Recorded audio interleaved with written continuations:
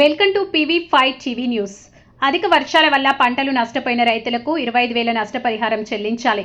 గోనెగండ్లలోని ప్రభుత్వ ఆసుపత్రి స్థాయిని పెంచాలి, లేకుంటే కాంగ్రెస్ పార్టీ ఆధ్వర్యంలో ఆందోళన కార్యక్రమాలు చేపడతామని హెచ్చరిక. కాంగ్రెస్ పార్టీ ఎమ్మికనూరు ఇన్ఛార్జ్ కాసింవలి, మండల కన్వీనర్ ముల్లా కాసింవలి అధిక వర్షాల వల్ల పంట నష్టపోయిన రైతులను ఆదుకోవాలని కాంగ్రెస్ పార్టీ ఎమ్మికనూరు నియోజకవర్గ ఇన్ఛార్జ్ కాసింవలి, గోనెగండ్ల మండల కన్వీనర్ ముల్లా కాసింవలి అన్నారు. శనివారం మండల కేంద్రమైన గోనెగండ్లలో కాంగ్రెస్ పార్టీ నాయకులు పర్యటించారు. కాసివలి మండల కన్వీనర్ ముల్లా కాసింవలి మాట్లాడుతూ గత 2 మాసాల నుంచి భారీ వర్షాల కారణంగా పంటలు దెబ్బతిన్నాయి.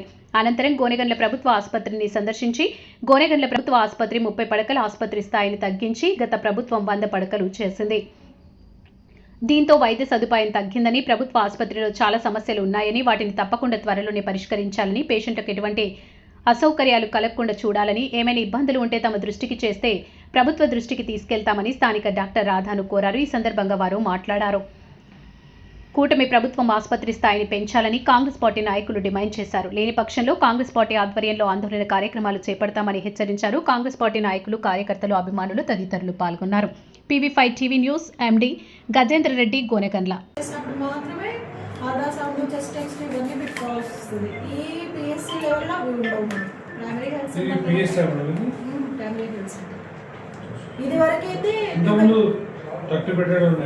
అప్పుడు 30 బెడ్లు ఉండనంట, ట్యూబెక్టమీలు అన్నీ చేసేవాళ్ళంట. ఇప్పుడు గవర్నమెంట్ ఏం చేసిందంటే ట్యూబెక్టమీలు అవన్నీ చేసేవాటిని అని చెప్పి నార్మల్ PSCగా కన్వర్ట్ చేసేసేసింది.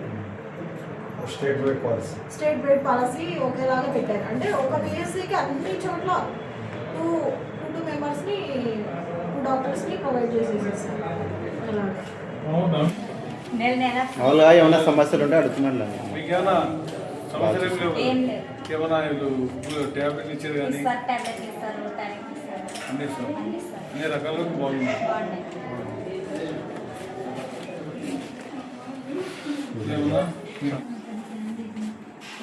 అదే ఇప్పుడు ఇదేమైందంటే ఒక్కొక్కసారి ఎక్కువ వస్తారు దీంట్లో 300 నుండి 400 చూపిస్తారు ఒక్కొక్కసారి. మరి పేషెంట్ల ముందు ట్రీట్మెంట్ డాక్టర్ పెట్టడానికి. షబ్బీర్ దేశాయ్, నేను కర్నూలు జిల్లా కాంగ్రెస్ పార్టీ సీనియర్ నాయకుడిని. ఈ ఎమ్మిగనూరు నియోజకవర్గంలోని గోనెగండ్ల మండలంలో ఉన్నటువంటి ప్రభుత్వ ఆసుపత్రి పనితీరు బాగాలేదని ప్రజల నుండి కంప్లైంట్స్ వచ్చిన దృష్ట్యా ఈరోజు వచ్చి మేము గోనెగండ్ల హాస్పిటల్ను పరిశీలించడం జరిగింది.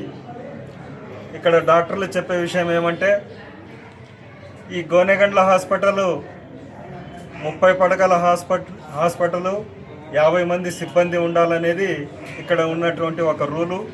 దీన్ని రాష్ట్ర ప్రభుత్వం ఆసుపత్రి స్థాయిని కుదించి కేవలము 10-12 మందితో కాలం నెట్టుకొస్తుంది.